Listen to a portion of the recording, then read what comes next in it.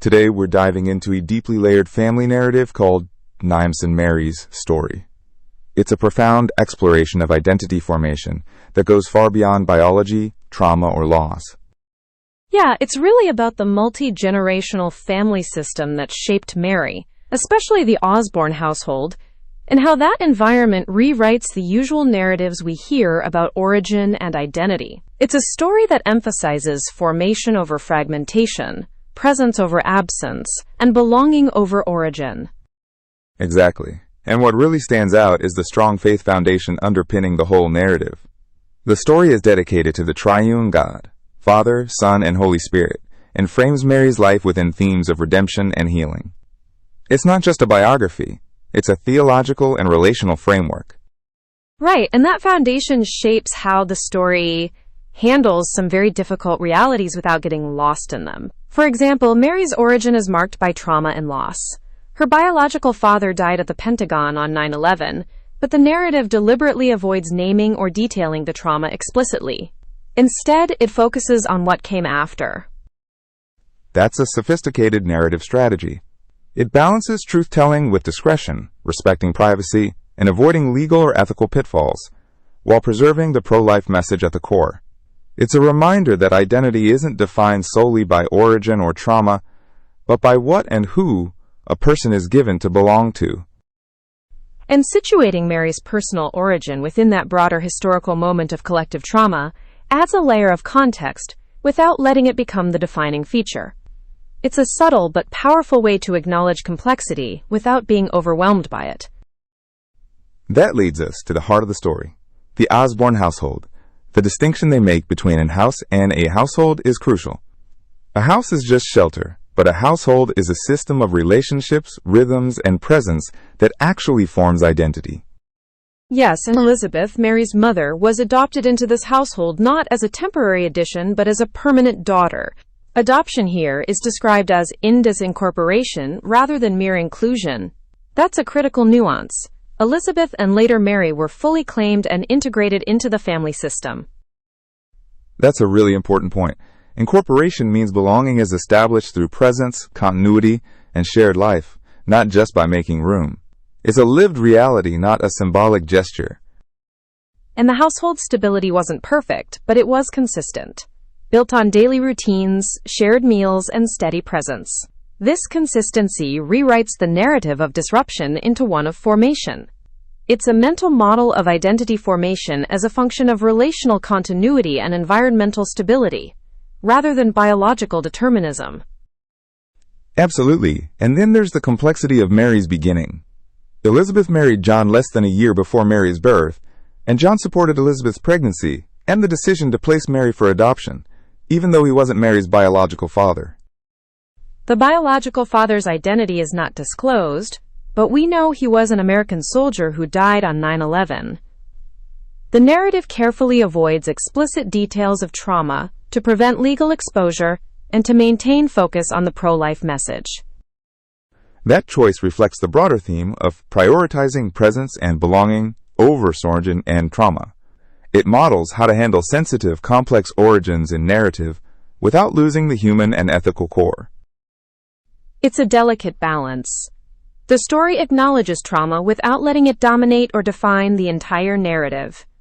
Instead, it points to what follows: the environment, the relationships, the continuity that shape Mary's life. Speaking of environment, the transition into stability is described as gradual and quiet, not a sudden event. Elizabeth initially experienced the Osborne household rhythms as an outsider, but gradually moved into them. And Mary's own transition into stability is beautifully illustrated through her relationship with her adoptive sister Grace. Their shared routines, like breakfast, folding laundry, even silent companionship, build trust and safety. Those small, repeated actions are the real language of family. The secret phone calls and hidden meetings with cousins Haley and Amanda represent the tension between two worlds, past and present. The shared baptism of Mary, Grace, Haley, and Amanda is a powerful symbol of spiritual and relational unification. It lifts the veil of secrecy and marks a turning point toward openness, even though some boundaries remained. It's a great example of how stability and trust are built through repetition and presence, not dramatic moments. The power of presence is often underestimated, but it creates trust through evidence, not promises. That ties directly into the theme of identity beyond origin. Identity here is framed as un nouveau monde, not un nouveau mondes, no nouveau mondes.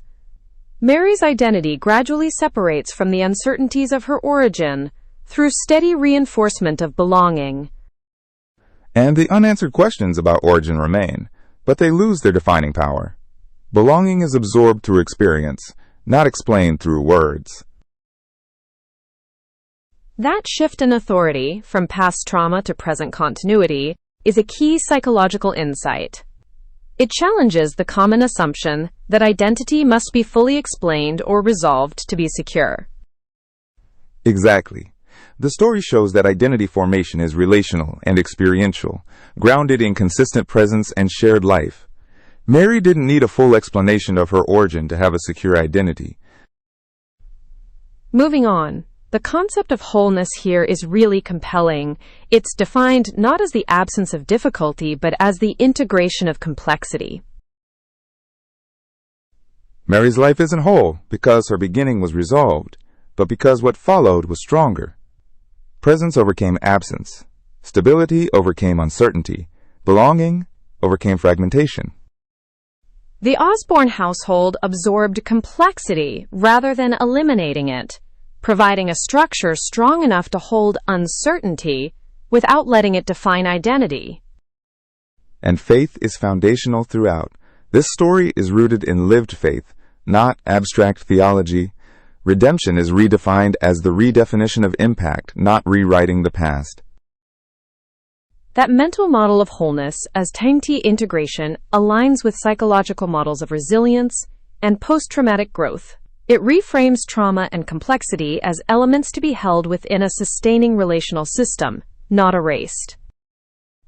Finally, the story highlights legacy and the ongoing nature of family formation. The Osborne family's commitment to presence and belonging is multi-generational.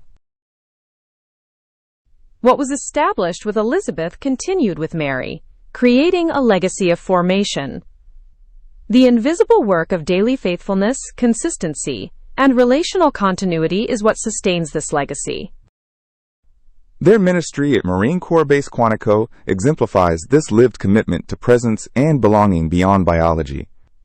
It's a real-world example of how family can be formed through commitment, not convenience.